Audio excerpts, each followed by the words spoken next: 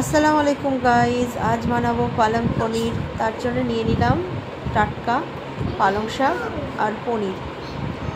পালং শাকগুলোকে ভালো করে ধুয়ে নিলাম, আর এইদিকে পনিরগুলোরে ছোট ছোট কিউব আকারে কেটে নিয়ে তাকে ব্রাউনিশ কালারের আমরা ফ্রাই করে নিলাম।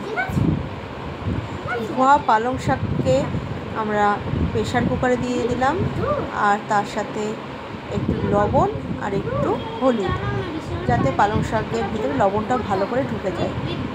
আমরা একটা কি দুটো সিটি দিয়ে নেব, পালং শাকটাকে সিদ্ধ করে নেব। সিদ্ধ হয়ে যাওয়ার পর প্রেশার কুকারটা ঠান্ডা হয়ে গেলে এই পালং শাকটার মিক্সচার গ্রাইন্ডারে দিয়ে পেস্ট করে নেব। পেস্টটা বানানো হয়ে গেলে এইদিকে আমরা কড়াইয়ে তেল দিয়ে দেব। তেলটা গরম হয়ে গেলে তাতে দিয়ে দেবো পেঁয়াজ কুচানো। পেঁয়াজ কুচানোটা ভালো করে নেড়ে নেড়ে একটু ব্রাউনিশ কালার করে নেব।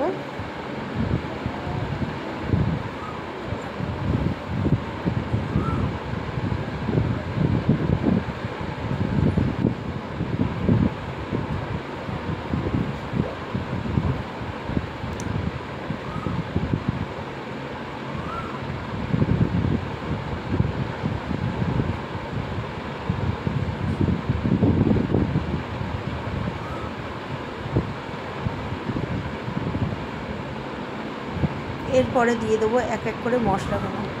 সামান্য লবণ দেব, জিরে মরিচ, শুকনো লঙ্কার গুঁড়ো, হলুদ, তারপরে পেস্ট করে রাখা পালং শাকটা দিয়ে দেব। পালং শাকটা নাড়তে থাকবো এবং এটার কালার চেঞ্জ হওয়া পর্যন্ত ওয়েট করব। এইবারে পালং শাকটার কালার চেঞ্জ হয়ে গেলে এতে দিয়ে দেব পনিরটা দিয়ে ভালো করে নেড়ে চেড়ে তারপর দিয়ে দেবো কিছু উপর থেকে চিনি। অল্প চিনি দিতে হবে, চিনিটা দিলে টেস্টটা ভালো হয়।